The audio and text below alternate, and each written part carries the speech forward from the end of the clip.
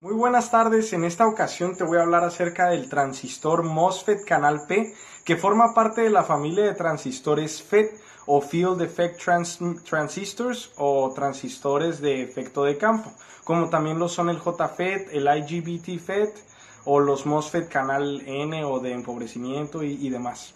Voy a hablarte acerca de la estructura, de la configuración, de los materiales utilizados y también lo más importante, de las propiedades físicas que reinan el transistor MOSFET canal P. Los materiales que se utilizan para la construcción de un transistor MOSFET nos lo dice el sufijo de la palabra MOSFET. MOS, metal óxido semiconductor, y se utiliza el óxido de silicio. También la parte semiconductora del transistor tiene dos partes N de semiconductor N en las orillas y una parte P que se encuentra en medio, y así es como se construye un transistor MOSFET. En el diagrama que tenemos en pantalla podemos ver que los pines drain y source se juntan en una línea, que esta línea representa la parte semiconductora del transistor. Si esta línea es continua, significa que es un transistor de depletion o de empobrecimiento y que normalmente fluye corriente por ahí, normalmente encendida, normally on. Mientras que si es discontinua, significa que es de enhancement, que normalmente está apagado y que lo controlamos con el flujo de corriente que corre por ahí. La flechita que se encuentra ahí alejándose de esta línea significa que es un semiconductor, de tipo P. En pantalla podemos ver un diagrama de la estructura interna del transistor. Podemos ver que la parte semiconductora contiene partes de semiconductor N en las orillas y la parte del semiconductor P en medio.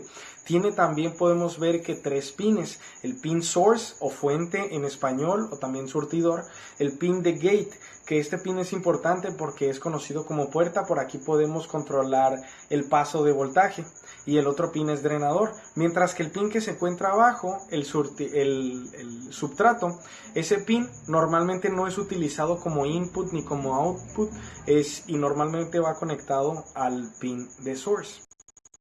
El principio físico de su funcionamiento es bastante fácil de entender. Funciona como este switch que tengo en esta lamparita de aquí. Tiene simplemente dos estados, un encendido y un apagado. Actualmente se encuentra en el estado 0, apagado. No hay flujo de corriente a través de él. Cuando lo presiono, ahora es un estado 1, encendido, y ahora sí hay flujo de corriente. El transistor funciona de la misma manera, simplemente que en vez de tener un botoncito o un switch para estarlo prendiendo y apagando, es exageradamente diminuto y no necesitamos estarlo moviendo. No requiere de un ser humano para moverse, pues. Tiene dos partes, semiconductor tipo N y semiconductor tipo P. Los electrones que se encuentran en el semiconductor N, como ya vimos en la estructura, se intentarán pasar al semiconductor P y llenarán los huecos, y eso hará que ahora ya no haya flujo de corriente en el semiconductor. Tiene, como vimos en la figura, las partes N y la parte P en medio.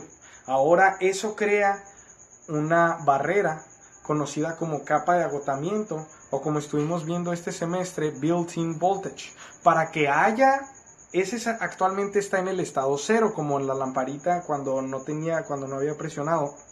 Ese es el estado 0, está mandando de información un 0. Para que esté en encendido y mande de información un 1, necesitas aplicarle voltaje al pin gate.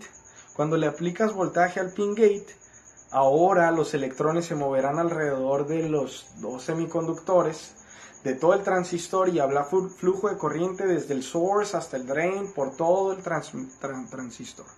Y así es como hemos creado un switch de encendido y apagado, simplemente alterando el voltaje. Y pues en cuanto a las aplicaciones, si hablamos de un transistor, pues está en todos lados: una computadora, un celular, cualquier aparato electrónico